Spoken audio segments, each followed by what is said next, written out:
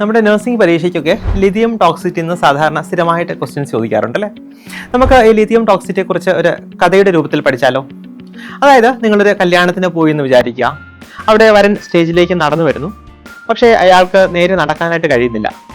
സംസാരിക്കാൻ ശ്രമിക്കുമ്പോൾ വാക്കുകൾ കുഴയുന്നു, കൈകൾ വിറയ്ക്കുന്നു. സാധാരണ ആളുകൾ വിചാരിക്കും അത് അദ്ദേഹം ഒരു ടെൻഷനിലായിരിക്കാം എന്നുള്ളത്. പക്ഷേ നഴ്സായ നിങ്ങൾക്കറിയാം അല്ലേ, അത് യൂഷ്വലി ഒരു ലിഥിയം ടോക്സിറ്റിയുടെ സിംറ്റം ആയിരിക്കാം. നമുക്ക് നോക്കാം ആദ്യം എന്താണ് ഈ ലിഥിയം എന്നുള്ളത് നോക്കാം. ലിഥിയം എന്ന് പറയുന്ന ഡ്രഗ് ഒരു മൂഡ് സ്റ്റെബിലൈസർ ആണ്. അതായത് ബൈപോളാർ പോലെയുള്ള ഡിസീസ് കണ്ടീഷൻസിലൊക്കെ അതിന്റെ ട്രീറ്റ്മെന്റിന്റെ ഭാഗമായിട്ട് നമ്മൾ യൂസ് ചെയ്യുന്ന ഡ്രഗ് ആണ് ലിഥിയം എന്ന് പറയുക. പക്ഷേ ഈ ഡ്രഗിന് ഒരു ചെറിയൊരു പ്രശ്നമുണ്ട്. എന്താ പ്രശ്നം വെച്ചാൽ ഇതിന്റെ തെറാപ്യൂട്ടിക് റേഞ്ച് വളരെ നാരോയാണ്. അതായത് ഇതിന്റെ സേഫ് റേഞ്ച് അല്ലെങ്കിൽ സേഫ്റ്റി റേഞ്ച് എന്ന് പറയുന്നത് 0.6 to 1.2 മില്ലി ഇക്വലൻസ് പെർ ലിറ്റർ വരെയാണ്. ഒന്നുകൂടെ ഓർക്കാം, തെറാപ്യൂട്ടിക് റേഞ്ച് എന്ന് പറയുന്നത് 0.6 to 1.2 മില്ലി ഇക്വലൻസ് പെർ ലിറ്റർ. അപ്പോൾ ഇതിനേക്കാളും കൂടിപ്പോയാൽ അല്ലെങ്കിൽ ഇതിന്റെ റേഞ്ച് ഇതിനേക്കാളും കൂടിക്കഴിഞ്ഞാൽ ടോക്സിസിറ്റി ഉണ്ടാക്കാം.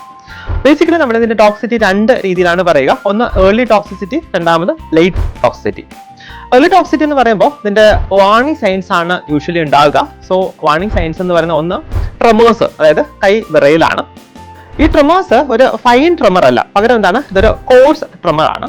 അതിനോടൊപ്പം തന്നെ നോസിയ, വൊമിറ്റിങ്, ഡയേറിയ ഇതൊക്കെ ഉണ്ടാകാം.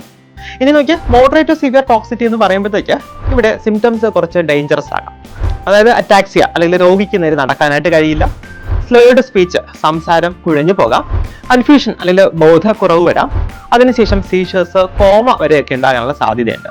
അപ്പോൾ ഓർത്തിരിക്കുക, ലിഥിയം ടോക്സിറ്റിയിൽ കോഴ്സ് ട്രെമേഴ്സ് ഉണ്ടാകും കേട്ടോ. ശ്രദ്ധിച്ച് കേൾക്കുക, കോഴ്സ് ട്രെമേഴ്സ് ഉണ്ടാകും, അറ്റാക്സിയ, സ്ലേർഡ് സ്പീച്ച് ഒക്കെ ഉണ്ടാകും. ഷെയറിൽ നിങ്ങൾ സേവ് ചെയ്ത് വെക്കുക, മാക്സിമം ഫ്രണ്ട്സിലേക്ക് നിങ്ങൾ ഷെയർ ചെയ്യുക.